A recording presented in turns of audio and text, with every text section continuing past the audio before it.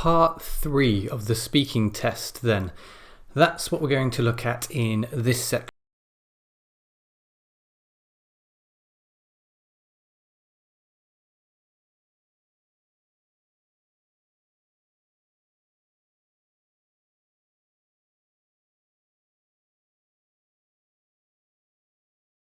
Strategy in part 2 in terms of segmenting, and that's what we're going to look at here as well, so that we can build our fluency and coherence. But we'll begin by talking about how to create fluency in your part 3 answers. Well, fluency is really about flow. It's about the smooth transitions between ideas. It's about the examiner being able to follow you without putting in any effort. How do we improve our ability to create this flow, this fluency?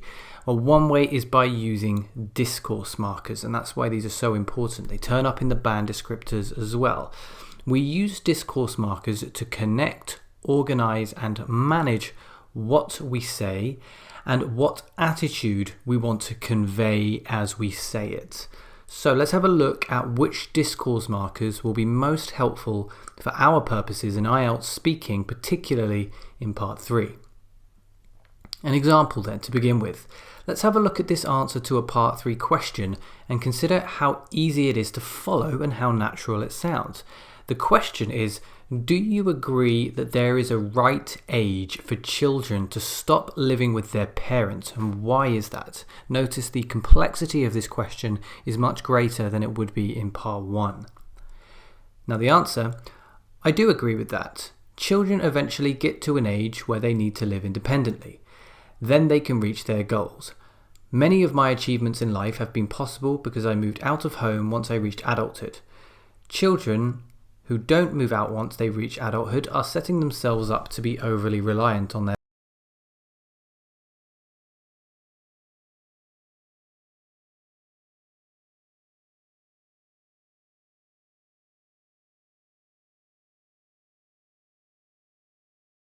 very natural. It sounds kind of mechanical. It sounds almost robotic. And that's because we don't really have any discourse markers in here. What we need to do is include discourse markers, such as the ones that you can see on the screen.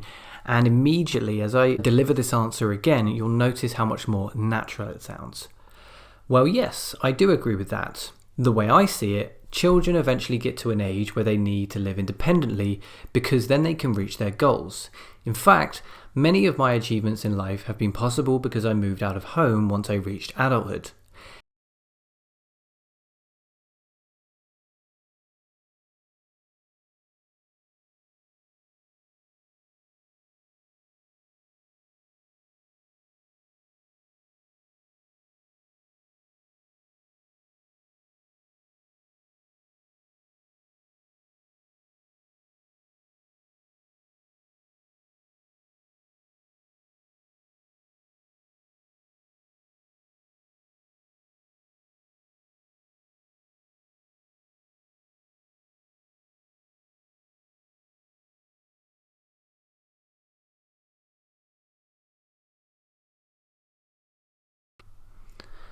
So some do's and don'ts when it comes to discourse markers. Essentially, these pieces of language are not that tricky. They're very, very simple to use. And that is the whole point. They make language very simple to follow, very easy to follow. But there are some rules about how to use them. Now, do notice how native speakers in particular use discourse markers. Notice how often they use them. This is why it's so important to go about your daily listening practice. At least 20 minutes of listening to English conversation or English videos or English podcasts every day so you can notice the discourse markers in use. Do use discourse markers to link ideas together that may be a little bit disconnected or difficult to follow without them. As for the don'ts, don't overuse this language. You will be penalized if you use too many discourse markers. This is an exaggeration, but it gets the point across. Well, I mean, if I think about it, it's like, really, yeah, well, I suppose education should finish at 18. Okay, so way too many discourse markers, but like I said, that's an exaggerated example, but the idea still stands. Don't be too repetitive in the locations of your discourse markers. Notice on the previous slide, we mixed up the locations, beginning of the sentence, middle of the sentence, end of the sentence. You aren't restricted to just using discourse markers at the beginnings of sentences.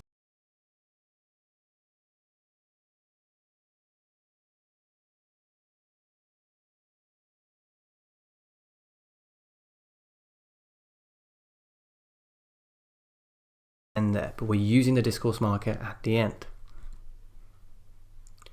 That's discourse markers. Let's move on to the idea of the strategy of listing to organize our part 3 answers.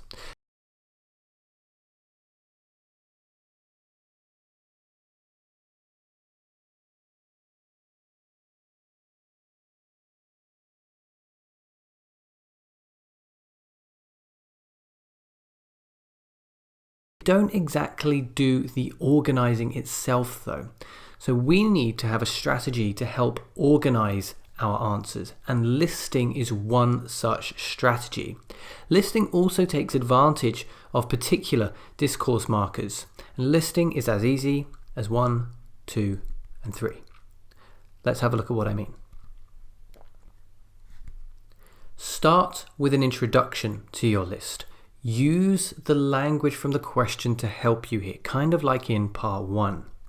If you have a question like, what skills and abilities do people most want to have today? We would answer initially by saying, there are a couple of skills which people most want to have today. Or there are a number of skills which are sought after by people nowadays. Or there are a number of abilities which people really want these days. Essentially, you are introducing a list using the vocabulary from the question to help you offer a solid act.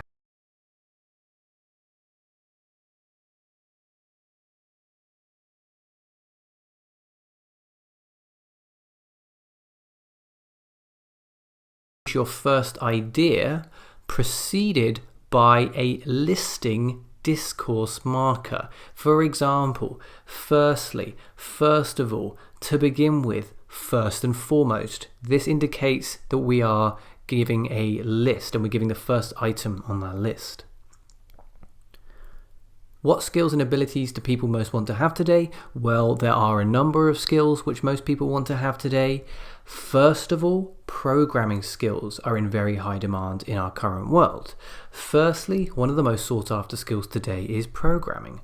To begin with, programming skills are hugely popular nowadays. You can use any of these, but notice the discourse marker at the beginning indicates the beginning of a list.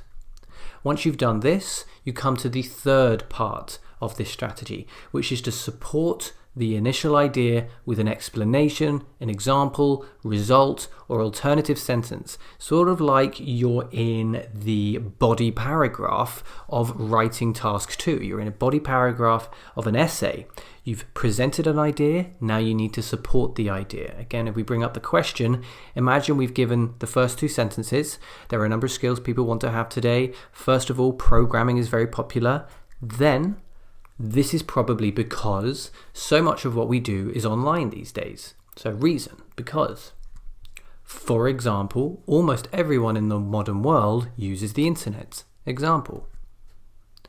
A little bit more information. This skill underwent a huge surge.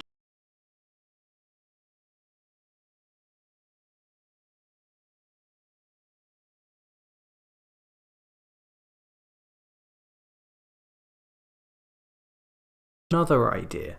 So what we're going to do is repeat steps 2 and 3 with a second and potentially third point. Remember to change the listing discourse marker.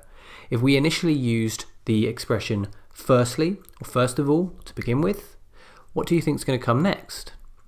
Secondly, many people today want to learn marketing skills. Again, we support. This might be due to the marketing world being unaffected by the growth of the internet, unlike other industries. And then maybe we add a final point. Finally, Many people would like the ability to play a musical instrument, though this is likely due to leisure rather than professional reasons. Now here we've combined the support with the initial point, and you can do that as well. So basically it's introduction to a list, first idea, support first idea, second idea, support second idea, final idea, support final idea, making sure that you're using listing discourse markers throughout. How about an example then to show you how this looks? Try your own listing answer complete with discourse markers to this question. How do you think children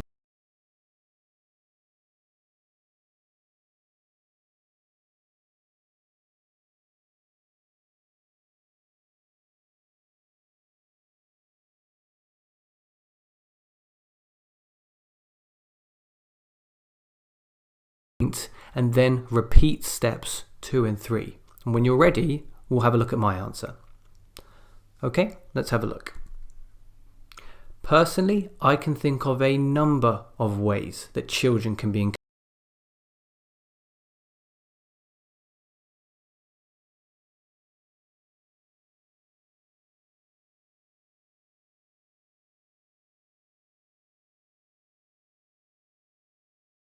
to read, rather than the ones we want them to.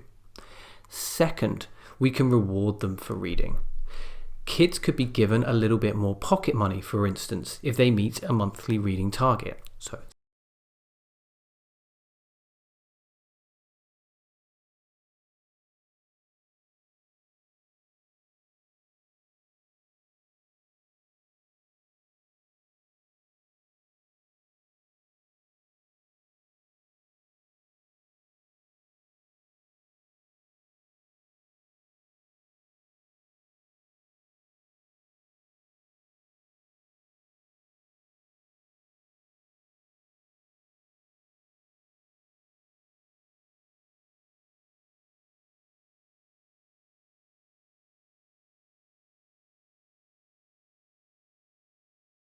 the answer where you don't have to think that much.